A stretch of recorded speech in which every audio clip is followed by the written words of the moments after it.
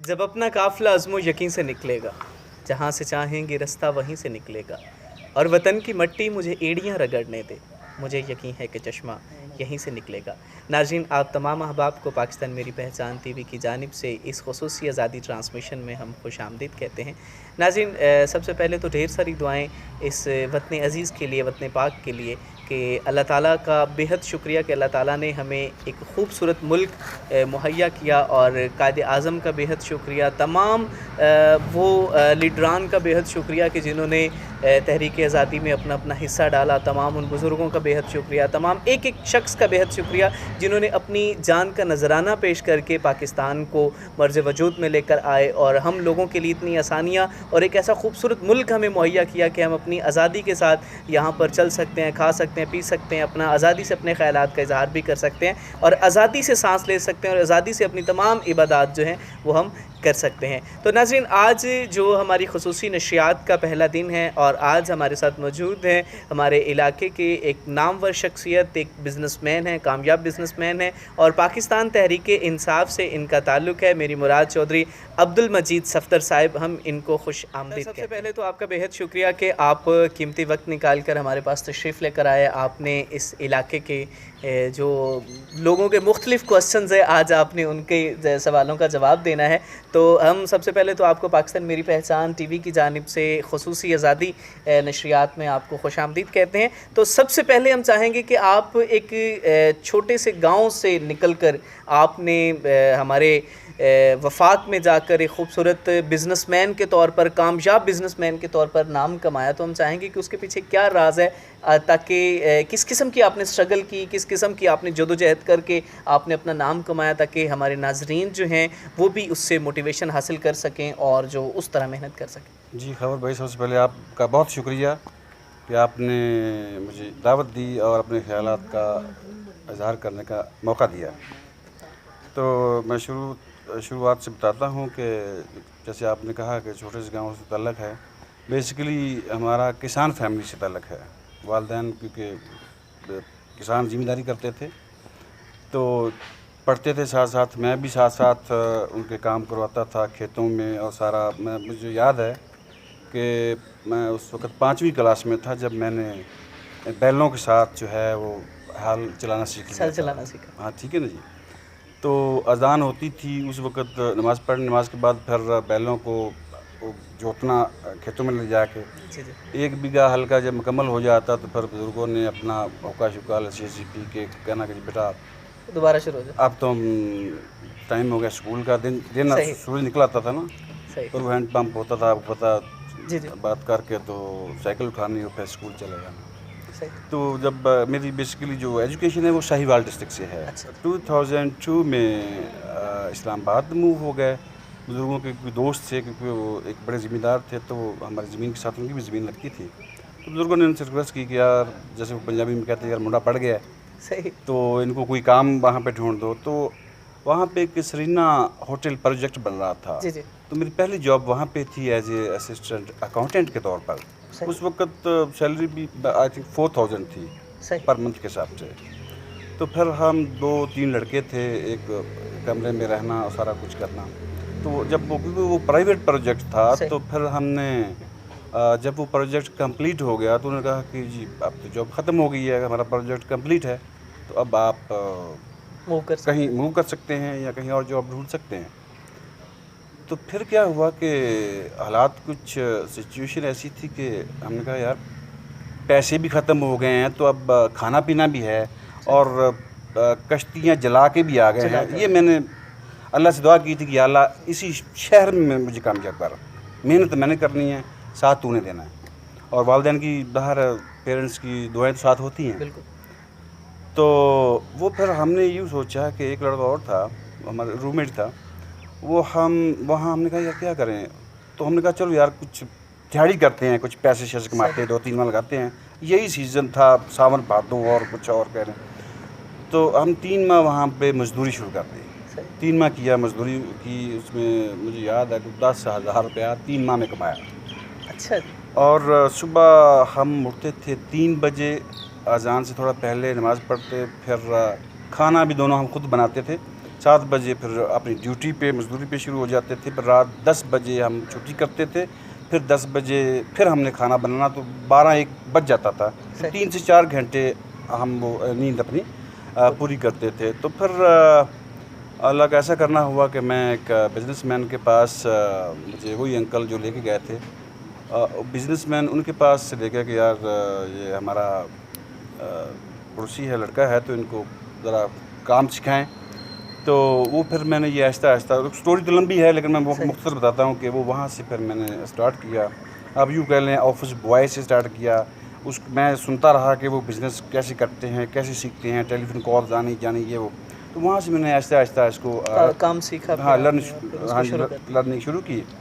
तो 4 साल मैंने उसको मैं टीचर कहूँगा, अपना उस्ताद कहूँगा, उससे मैंने वो काम सीखा 4 साल के अंदर। फिर मैंने अपना, अल्लाह ने हिम्मत दी तो अपना ऑफिस सेटअप किया। फिर आहिस्ता आहिस्ता जो ख्वाहिशात थी पेरेंट्स की दुआओं से और अल्लाह की मदद से वो पूरी होती गई। सही। तो ये है एक मुख्तसर सा बिज़नेस का हालात कि मैं कैसे वहाँ गया और कैसे कामयाबी हासिल हुई।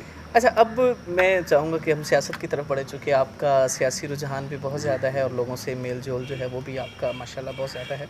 तो सबसे पहले तो मैं ये पूछना चाहूँगा कि चूँकि अब बलदियाती इलेक्शन करीब हैं और हवेली लखा की जो सियासत है उसका अपना ही रंग है, तो आप क्या देखते हैं कि बलदियाती इलेक्शन में कुछ तब्दीलियाँ आ रही हैं या नहीं? हमारे इलाके में तब्दीली, अगर एज बतौर कैंडिडेट्स के हवाले से आप पूछ रहे हैं कि तब्दीली, तो मुझे थोड़ा मुश्किल लगता है कि वही रवायती सियासत नज़र आ रही है। सही। जो एक फैमिली सियासत की चली आ रही है मतलब कई दहाइयों से, तो मुझे तो वही नज़र आ रहा है। 3-4 फैमिलीज़ हैं जो मतलब आपको पता ही है, जो यहाँ पे फेमस फैमिलीज़ हैं, तो वही मुझे नज़र आ रही हैं। तो तब्दीली तब आती है जो मैं समझता हूँ जब तक कोई न्यू एंट्री नहीं आती और नया नाम सामने नहीं आता। नया नाम सामने तब आएगा जब यही पुराने लोग मुत्तफ़िक़ा तौर पे ये फैसला करेंगे कि यार हमने अपने इलाके की तकदीर को बदलना है। बिल्कुल। तो जब आवाम की डिमांड है कि नया चेहरा सामने आए,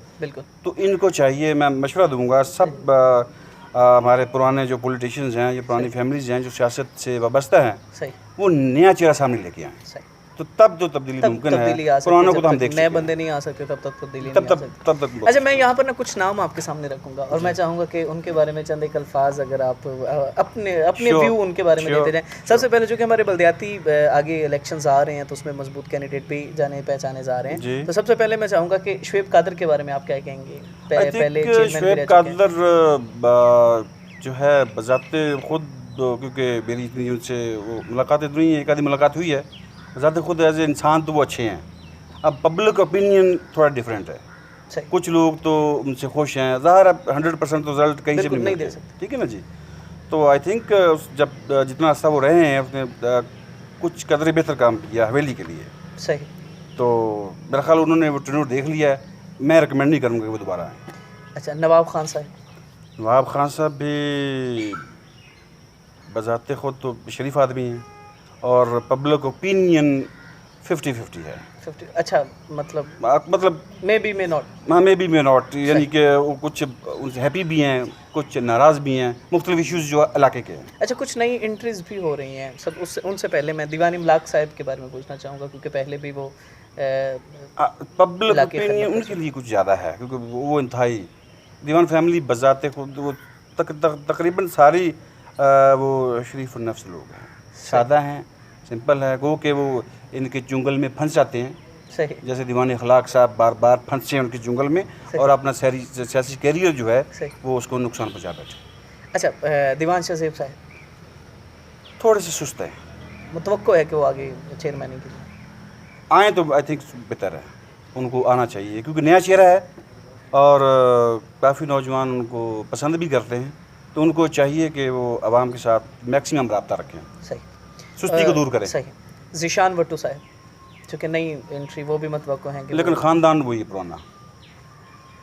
उनके बारे में क्या रहा है? ख़ानदान को अगर हम अलग छोड़ें, ख़ानदान को अगर, लेकिन पब्लिक अलग नहीं करना चाहती। सही। तो हमने पब्लिक को साथ लेके चल रहा है ना। सही। जब पब्लिक नहीं चाहेगी तो फिर जाने वाले हैं उनके भी, लेकिन हमने तो मैक्सिमम देखना कि मैक्सिमम लोगों अगर यूथ में से शान ज़मान साहब आ जाए शान ज़मान इनको स्टेप बाय स्टेप ऊपर आना पड़ेगा एकदम, स्ट्रगल की बहुत ज़रूरत लेकिन स्ट्रगल अगर ये करें देना तो कोई चीज़ भी इम्पॉसिबल नहीं है। अब मेरा ही देख लेना, लोग कहते हैं जी चौधरी साहब किधर मियाँ मजदूर वटू, किधर मोइन खां वटू, तो तुसी विच किदू आ गए जी। ओ बाबा जी वो कहते जी पहले बीडी, पहली सिचुएशन और होती थी जो 80 की 85 की, मीडिया कोई नहीं था, सोशल मीडिया नहीं था, तो आपकी 50% जो कैंपेन है, जो अवेयरनेस है, जो आपका तारफ़ है, वो सोशल मीडिया से हो जाता है, सोशल मीडिया से, ठीक है ना जी। उस वक्त ओनली पीटीवी और अखबार, तो दैट्स वाई उस वक्त बीडी से ही या काउंसलर से ही या यूसी से ही स्टार्ट करना पड़ता था। तो जितनी मेहनत करेंगे उतनी जल्दी बंदा कामयाब हो जाता है। अच्छा, आपका चूँकि ताल्लुक़ है पाकिस्तान तहरीक-ए-इंसाफ से, लोगों के बड़े बहाम भी हैं, बड़े से क्वेश्चंस भी हैं, वो इसलिए कि जब पहले गवर्नमेंट थी तो कहा जाता था कि महंगाई बहुत ज़्यादा है। फिर खान साहब ने ख़ुद भी कहा कि अगर जब मुल्क में करप्शन शुरू हो जाए तो समझ जाओ कि हुक्मरान चोर हैं, या फिर महंगाई बढ़ जाए तो इस तरह के, फिर मैं इमदाद नहीं लूँगा, तो फिर वही सिलसिला शुरू हो गया। तो अब महंगाई जो है वो बहुत ज़्यादा बढ़ती चली जा रही है, तो आप इसके बारे में क्या कहना चाहेंगे? अब जहाँ तक महंगाई का ताल्लुक़ है, बात किसी हद तक मैं एग्री करता हूँ, वो ठीक है। अब देखिए, इमरान खान साहब इस वक्त अकेला है, मैं सीधी बात करूँगा, क्योंकि मैं उसके साथ हूँ, बाकी उसके साथ जो भी हूँ, मैं तो खान साहब को सपोर्ट करता हूँ। आपकी वाबस्तगी? मेरी वाबस्तगी उनके साथ, वो हैं अकेले। और पाकिस्तान पिछले 70 साल से माफियाज के चुंगल में ही फंसा हुआ है, इसको निकालने की किसी ने कोशिश नहीं की। और वो माफियाज से इस मुल्क को निकालने की सरतोड़ कोशिश कर रहे हैं इमरान खान साहब, ठीक है जी। वो अकेले हैं, माफिया बहुत ज़्यादा है, तो इसको थोड़ा टाइम लगेगा इसको जाते जाते। पर जहाँ तक महंगाई का ताल्लुक़ है कि अवाम तंग है, तो अब किसान देख लें, हमारा जो पाकिस्तान की आबादी है 70% आबादी रूरल एरिया के अंदर है, ठीक है जी। और उस 70% में से 55% जो है वो आबादी वो किसान लोगों से वाबस्ता है, किसान फैमिली से हैं, तो किसानों को रेट्स भी उतने ज़्यादा मिल रहे हैं, बिल्कुल ऐसे, ठीक है ना जी। तो ये ज़्यादा जो शोर मचा ये कोरोना की वजह से है, क्योंकि 5-6 माह से आपको पता लॉकडाउन और सारी चीज़ें, तो मजदूर तबका थोड़ा सा मुतासर हुआ है। प्लस फिर खान साहब ने उसका अजाला करने के लिए जो एहसास कफालत प्रोग्राम शुरू किया, तो उससे लोगों को काफ़ी फ़ायदे भी हुए जी। अच्छा, मुस्तकबिल क्या देखते हैं पीटीआई का? क्या आइंदा आने वाले इलेक्शन में, जनरल इलेक्शन में पीटीआई आगे आ सकेगी? पीटीआई को थोड़ा सा अपना जो ग्राफ है इसको अप करना पड़ेगा, ख़ास तौर पे पंजाब के अंदर। और अब खान साहब की चॉइस थी सीएम उस्मान बुज़दार साहब, तो उस फैसले को तस्लीम किया हम सब ने, और करना भी चाहिए था। लेकिन अब उनको एहसास हो गया है कि कुछ फ़ैसले जो गलत भी हो जाते हैं, उनका एहसास थोड़ा सा बाद में होता है।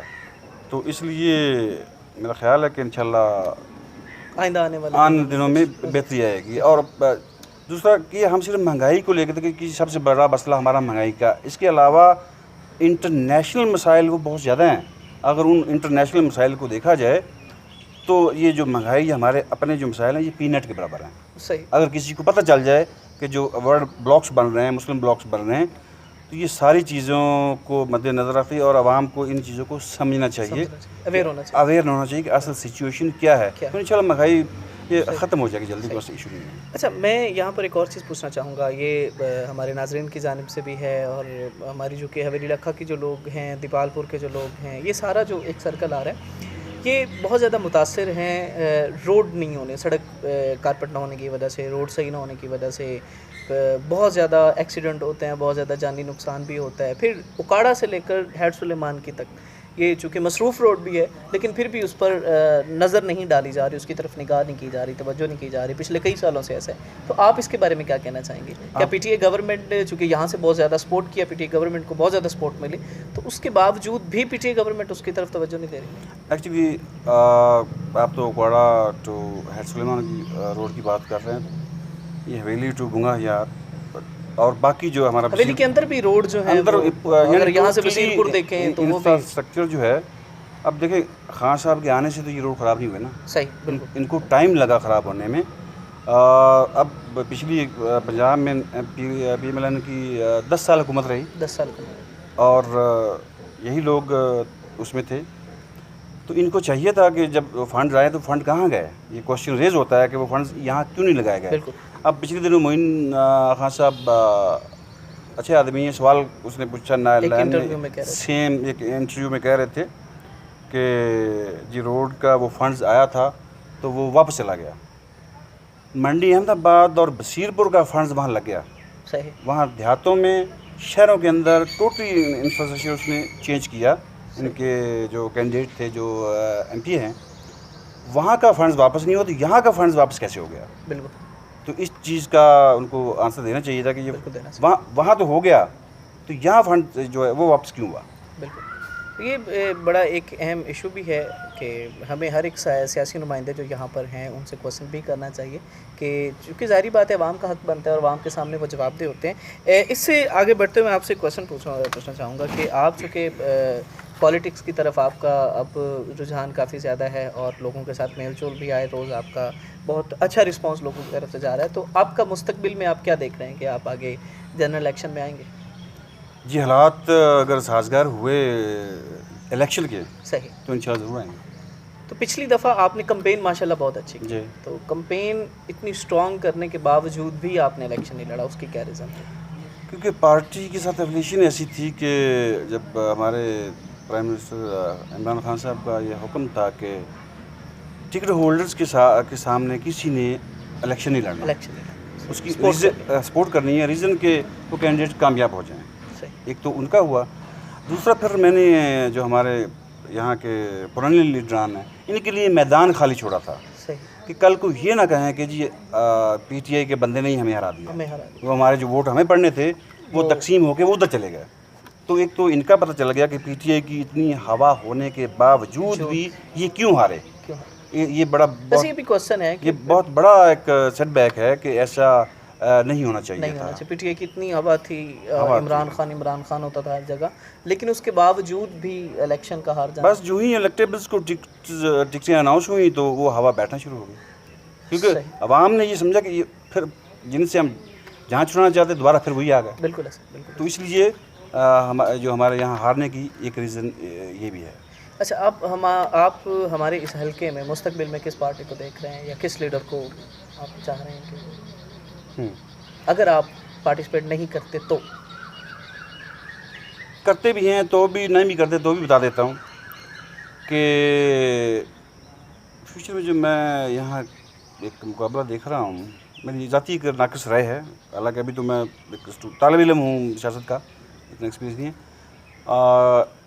मोइन खां ग्रुप जो है और नया बंदा जो भी आएगा, जो नया बंदा जो मेहनत करेगा, सही, मुकाबला उनके दरमियान होगा। सही, जी हाँ, मतलब जो भी नया बंदा आएगा, जो स्ट्रगल करके आएगा, जो स्ट्रगल होगा, मेहनत करेगा, और वो होगा। तो उनका भी बता देता हूँ, मियाँ मंजूर अहमद भट्ट साहब का भी बता देता हूँ कि मंझे हुए सियासतदान है, कद काठ वाले सियासतदान है, वो एक नाम कमाया, एक नाम कमाया, इंटरनेशनल नाम कमाया, इसमें दो राय नहीं है और होनी भी नहीं चाहिए। लेकिन कुछ अरसे से मैं देख रहा हूँ कि 2008 के बाद एक तो उन्होंने हल्के में कोई काम नहीं करवाया। सही, ठीक हो गया। एक तो वो उनके 2013 के हारने की वजह एक तो वो बनी, सही, और प्लस इनमें थोड़ी सी ईगो है, सही, जो आवाम कहती है। सही, क्योंकि ये वो मैं बात बता रहा हूँ, क्योंकि सच थोड़ा सा कड़वा होता है, आवाम ये क्वेश्चन रेज नहीं कर सकती, तो ये अवामी बात उनको बता रहा हूँ कि वो थोड़ा सा, एक तो सुस्ती आ गई, एक तो खैर वो बताते खुद तो एक एज फैक्टर भी है, तो एक वो इशू है, प्लस क्योंकि उन्होंने अपने टेन्योर में तो बहुत वर्क किया और लोगों को हाँ मिलते भी थे, उस वर्क को उन्होंने जारी नहीं रखा। अब वही जो उन्होंने सड़कें पुरानी पहले की बनी हुई हैं, मतलब ज़ाहिर है आवाम ने उनको इतना ऊपर तक पहुँचाया, तो उन्होंने उसी का रिजल्ट तो देना था। बिल्कुल सही, तो वो उनका राइट भी बनता था, उन पे फ़र्ज़ भी था कि वो उनको बैक की, वो उन्होंने किया, लेकिन उसको मेंटेन नहीं रखा। ये चीज़ जैसे 2008 से 2013 5 साल का टेन्योर था, मिनिस्ट्री भी उनके पास थी, तो वो मेरा ख्याल इस हवेली को और NA 144 को, या कम से कम PP 186 को वो काफ़ी नीट एंड क्लीन बना सकते थे, और यहाँ मतलब अपना वो जो है वर्क के हिसाब से अपना इमेज को बहाल रख सकते थे। अच्छा, यहाँ पर मैं एक और क्वेश्चन भी पूछना चाहूँगा कि जो ग्रीनरी है वो इलाके से ख़त्म होती जा रही है, हवेली से नहीं बल्कि पूरे पाकिस्तान में आप देखेंगे तो वो तकरीबन ख़त्म होती जा रही है, जिसकी वजह से हमारा जो आबो हवा है वो भी चेंज होती जा रही है, गर्मी है तो वो शिद्दत इख्तियार करती जा रही है, ये भी ग्रीनरी ना होने की वजह से, दरख्त ना होने की वजह से। फिर आपके लीडर ने तो अनाउंस भी किया है कि हम 2023 तक 10 अरब के करीब जो है वो दरख्त भी लगाएंगे। देखिए जी, मैंने पहले कहा कि अगर जो कुछ भी कर रहा है वो इमरान खान साहब वो अकेला ही है। प्रॉब्लम ये है कि जो बाकी जितने भी साथ हैं चंद एक के छोड़ के वो मतलब उस तरह से काम नहीं कर रहे। अब हमारा इलाका देख लें, हम दूर क्यों जाएं। सही। अब मेरा ख्याल 90 से पहले जो बड़ी बड़ी नहरें हैं और बड़ी बड़ी जो सड़कें हैं, इनके किनारे इतने मोटे मोटे और गहरी छाँव होती थी, इतने घने दरख्त होते थे। अब सियासतदान बता सकते हैं कि वो दरख्त कहाँ गए, सही। वो कहाँ गए दरख्त। मतलब गवर्नमेंट ने बेचे हैं, माफिया ने बेचे हैं, वो कहाँ गए। अगर चलो मान लिया जी वो ख़त्म हो गए तो कम से कम उस पर दोबारा लगा ही देते यार। बिल्कुल। आज का माहौल वो उसका अच्छा इम्पैक्ट होता और ग्रीनरी होती, खूबसूरती होती। आप दरख्तों पे जाएं, आप वो जो मर्ज़ी बड़ी नहर को पकड़ लें, आप सही। एक दरख्त आपको नज़र नहीं आएगा। बिल्कुल। लास्ट पर मैं आपसे यही पूछना चाहूँगा कि आप हमारी यूथ को क्या पैगाम देना चाहेंगे, हमारी टीम के बारे में क्या कहना चाहेंगे, हवेली इलाका के लोगों को, अपने हलके के लोगों के बारे में आप क्या पैगाम उन तक पहुँचाना चाहेंगे। और फिर चूँकि जश्न आज़ादी का मौका है तो इस आज़ादी पर वतन अज़ीज़ के लिए क्या दुआ करेंगे और हमारे जो पाकिस्तानी हैं उनके लिए आप क्या कहना चाहेंगे। आपकी टीम तो माशाल्लाह ये बड़ा अच्छा काम इन्होंने शुरू किया हुआ और हवेली के इस पसमानदा इलाके में इस तरह की चीज़ें होनी चाहिए, लोगों को अवेयरनेस पहुंचती है और ये सिलसिला तो जारी सारी रहना चाहिए। तो बाकी यूथ के लिए ये है कि सेल्फ मेड बने। बिल्कुल ज़रूरी है। ठीक है। और याद रखिएगा एक बात कि आप कोई भी काम शुरू करना चाहें, जब भी आप स्टार्ट करेंगे या कर चुके होते हैं, कोई भी काम हो, पहले नंबर पे आपको लोग मजाक करेंगे। बिल्कुल ऐसा। नंबर 1 पे, ठीक है जी। बिल्कुल ऐसा। जब आप फिर भी उसको जारी रखेंगे, सेकंड पे क्या होगा कि लोग आपकी सख्त मुखालिफ बन जाएंगे, मुखालफत करेंगे, यार ये क्यों कर रहा है, दबाव आएगा और सारा कुछ करेंगे, ठीक है। बिल्कुल। तो जब आप उसको भी बर्दाश्त कर लेंगे तो लास्ट वन जो है, third one, end of the day लोग आपको उसको एक्सेप्ट कर लेंगे, कबूल कर लेंगे कि ही इज़ द राइट। तो जश्न आज़ादी के हवाले से मैं ये कहूँगा, क्योंकि 14 अगस्त एक बहुत अजीम दिन है, पाकिस्तान आज़ाद हुआ था, तो तमाम लोगों को इस दिन को याद रखना चाहिए और पाकिस्तान का जो कायदे आज़म ने आइन दिया हुआ उसके मुताबिक रहते हुए इस मुल्क को आगे लेकर बढ़ना चाहिए और अपनी मेहनत को जारी रखें। और मेहनत से इंसान बहुत कामयाब हो जाता है और उपज जाता है। तो मैं इतने कहूँगा कि सेल्फ मेड मस्ट है कि वो बने, किसी के आगे वो ना करें जी ये है वो है, अपनी मेहनत जारी रखें और अल्लाह ताला उसमें कामयाबी अता करता है। और दूसरी बात ये है कि कुछ लोग होते हैं तालीम हासिल करते हैं कि नौकरी मिलेगी, नौकरी के लिए नौकरी तो आपकी फ़िक्स हो जाती है 20-30 हज़ार रुपया। आप उसके अलावा अपने और चीज़ें भी सोचें, बिज़नेस के तरीक़ाकार सोचें। आजकल तो नए नए तरीक़ेकार आ गए हैं, तो बिज़नेस की तरफ भी तवज्जो दें। एक तो आप वो आज़ाद होते हैं, आप किसी के वो पाबंद नहीं होते कि यार इतने बजे जाना है, इतने बजे जाना है, तो इसकी तरफ भी ध्यान दें। तो हम सब का अल्लाह ताला हामी व नासिर हो। आमीन। आपके साथ गुफ्तगू करके बहुत मज़ा आया। आपका बेहद शुक्रिया कि आपने कीमती वक्त दिया और आपकी खूबसूरत गुफ्तगू हमारे नाज़रीन ने भी सुनी, हमने भी सुनी, यकीनन आप भी महसूस होंगे। और बहुत सारी चीज़ें, इनकी ख़यालात जो हैं, इनकी राय जो है वो आप तमाम के बारे में आपने सुनी। नाज़रीन, यहाँ पर आप कमेंट के ज़रिए अपनी जो राय है वो भी यहाँ पर हमें आप दे सकते हैं और उसके साथ साथ आप पाकिस्तान मेरी पहचान के पेज को लाइक करें, फॉलो करें, शेयर करें, ताकि हमारा जो पैगाम है वो ज़्यादा से ज़्यादा लोगों तक पहुँच सके। खुश रहें, आबाद रहें और वतन अज़ीज़ के लिए हमेशा दुआ करते रहें।